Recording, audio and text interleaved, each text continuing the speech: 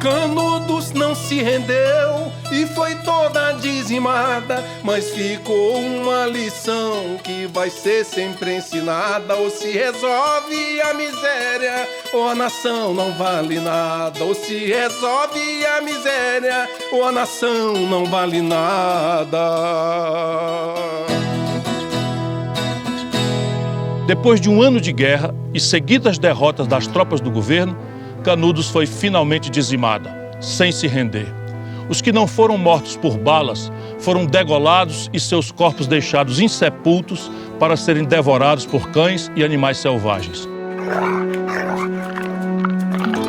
As marcas dessa tragédia estão inundadas pelas águas desse açude, construído durante a ditadura militar. Aqui embaixo estão as ruínas de Canudos, ossos e outros fragmentos. Mas a memória do que aconteceu continua muito viva em toda a região. Essa planta se chama favela. Ela só dá aqui no sertão, pois nunca nasce perto do mar.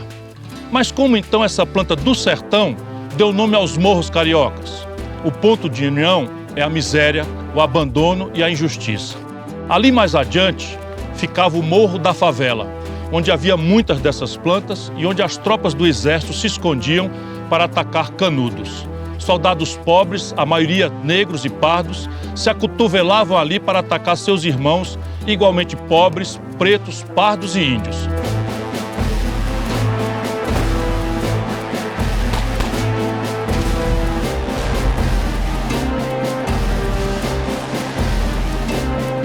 Terminada a guerra, os soldados ainda mais pobres e mais maltrapilhos voltaram para o Rio. Lá não receberam o soldo que lhes prometeram e ficaram mais miseráveis do que eram antes da guerra. Sem emprego e sem casa para morar, ocuparam os morros perto do centro do Rio. E numa trágica ironia, passaram a chamá-los de favelas. As mesmas favelas onde hoje moram seus descendentes negros, pardos e pobres, que morrem em uma guerra diária, interminável, dramática e injusta, vítima de balas da polícia, das milícias e do narcotráfico. Esse absurdo precisa acabar. Os brasileiros pobres não podem continuar morrendo nessa guerra sem quartel.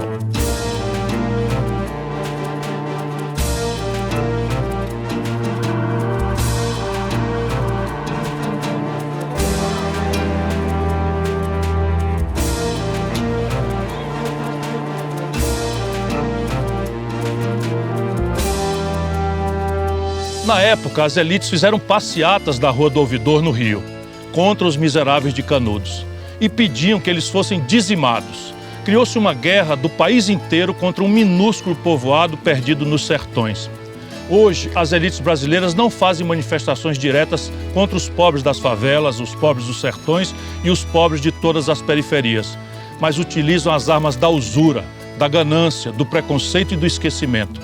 Hoje, um Brasil cego fecha os olhos para os bairros da periferia, para as cidades da periferia, para os estados da periferia.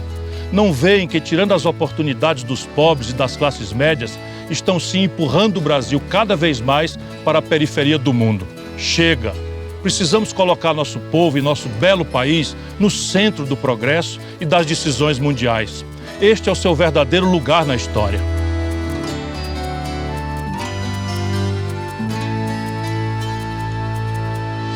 Esse sol inclemente, esse povo heróico e abandonado e a crueldade da guerra provocaram uma mudança de consciência em Euclides da Cunha. Com os pés fincados nesse mesmo solo e debaixo deste mesmo sol, eu peço a Deus uma virada de consciência em todos nós. O Brasil não vai resolver sua tragédia social com o abandono dos pobres, como faz Bolsonaro, nem com a enrolação e distribuição de migalhas aos miseráveis, como faz Lula. Muito menos com o abandono da classe média, como fazem os dois. Não vai diminuir a desigualdade apenas com um pacto mal desenhado com as classes trabalhadoras organizadas, mas também ampliando o olhar para os trabalhadores informais e as categorias surgidas com as novas relações de trabalho. Jamais um pacto servil com as elites sanguessugas, mas com uma parceria sólida com as elites modernas e produtivas. Somente assim poderemos avançar e aperfeiçoar a modernidade tosca e mal construída que desenhou a cara perversa deste Brasil desigual. Eu tenho um projeto nacional de desenvolvimento capaz de ajudar a fazer isso. história, algo que eu quis contar. A tragédia de Canudos que não para de espantar. Ouço a voz de conselheiro a gritar na imensidão: o sertão vai virar mar e o mar vira sertão. O sertão vai virar mar e o mar vira sertão. Chega! Precisamos colocar nosso povo e nosso belo país no centro do progresso e das decisões mundiais. Este é o seu verdadeiro lugar na história.